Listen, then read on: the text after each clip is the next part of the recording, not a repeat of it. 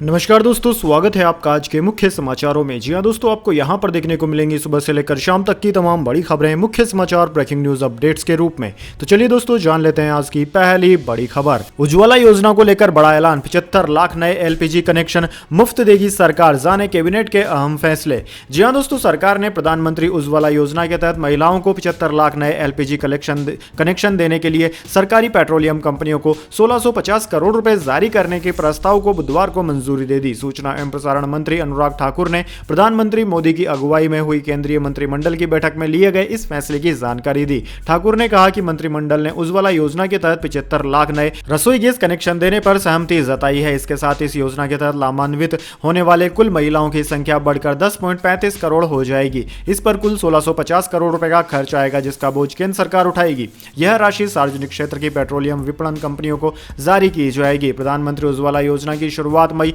2016 में प्रधानमंत्री मोदी ने की थी। इस योजना के तहत गरीबी रेखा के नीचे रहने वाले परिवारों की महिलाओं को मुफ्त में गैस कनेक्शन दिए जाते हैं। इसके बाद दोस्तों, अगली बड़ी खबर। केरल में निपाह वायरस को लेकर 4 जिलों में अलर्ट, 7 कंटेनमेंट जोन बनाए, मास्क जरूरी। राज्य में अब तक 4 केस, 2 की मौत।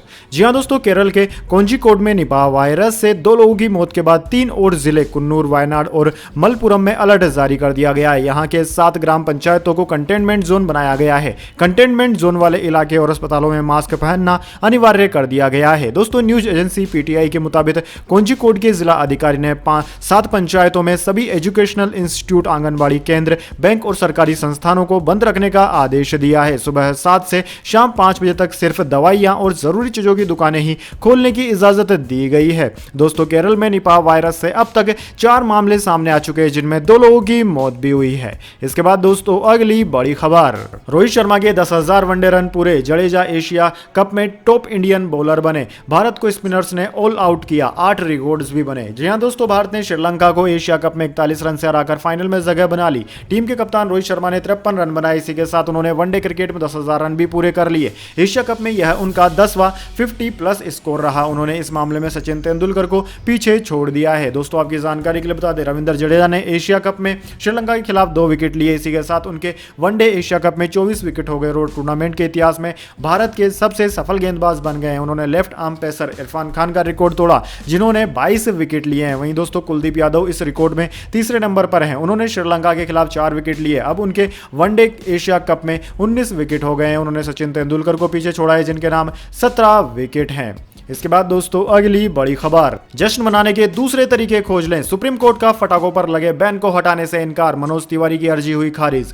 जी हां दोस्तों, सुप्रीम कोर्ट से बीजेपी सांसद मनोज तिवारी को झटका लगा है। उच्चतम न्यायालय ने फटाखा बैन के खिलाफ दायर उनकी अर्जी खारिज कर दी। बुधवार को सुनवाई के दौरान दिल्ली सरकार के फटाकों पर पाबंदी आदेश को लेकर सुप्रीम कोर्ट ने कोई दखल देने से इनकार कर दिया। सुप्रीम कोर्ट ने बीजेपी सांसद मनोज तिवारी की अर्जी ठुकराते हुए कहा कि जश्न मनाने के दूसरे तरीके ढूंढ सकते हैं। जस्टिस एएस बोपन्ना और जस्टिस एमएम सुंदरेश की पीठ ने तिवारी से कहा कि उन्हें अपने समर्थकों से भी कहना चाहिए कि रोशनी और आनंद के पर्व पर फटाखे न चलाएं। याचिकाकर्ता सांसद मनोज तिवारी के वकील ने शिकायत दर्ज कराई कि ग्रीन फटाखों के आदेश के बावजूद कई राज्य पूर्ण प्रतिबंध लगा रहे हैं। जस्टिस एएस बोपन्ना ने कहा कि स्थानीय स्तर पर अगर कोई प्रतिबंध है तो है, उसे रहने दीजिए, हम इसमें हस्तक्षेप नहीं करेंगे। आप त्योहार का उत्सव मनाने के दूसरे तरीके ढूंढ सकते हैं। मनोज तिवारी के वकील ने कहा कि चुनाव परिणाम आदि के दौरान भी तो फटाखे चलाने और आतिशबाजी की अनुमति दी जा रही है। वहीं कुछ राज्यों ने धारा 144 लगाई है। इस दलील पर अदालत ने टिप्पणी करते हुए कहा कि आप अपनी जीत का जश्न अन्य तरीकों से मना सकते हैं।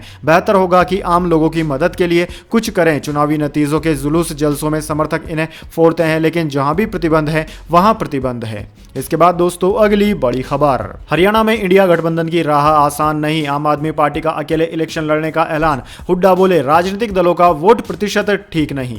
जी हां दोस्तों, हरियाणा में इंडिया गठबंधन की राह आसान नहीं दिख रही है। आम आदमी पार्टी ने दिल्ली में हरियाणा के नेताओं की ट्रेनिंग के बाद अकेले विधानसभा चुनाव लड़ने का ऐलान कर दिया है। वहीं पूर्व सीएम भूपेंद्र सिंह हुड्डा ने यहां तक कह दिया कि आम आदमी पार्टी और आईएनएलडी का किसी भी लोकसभा सीट पर दावेदारी करने का अधिकार नहीं है। हुड्डा ने विपक्षी दलों की एकजुटता को स्वस्थ लोकतंत्र के लिए सराहनीय पहल बताया, लेकिन साथ ही यह भी कह दिया कि सीटों का बंटवारा राजनीतिक दलों के पास मौजूद वोट बैंक के आधार पर होता है। उन्होंने ऐलान करते हुए कहा कि हरियाणा जहां की सभी 10 लोकसभा सीटों पर कांग्रेस ही चुनाव लड़ेगी।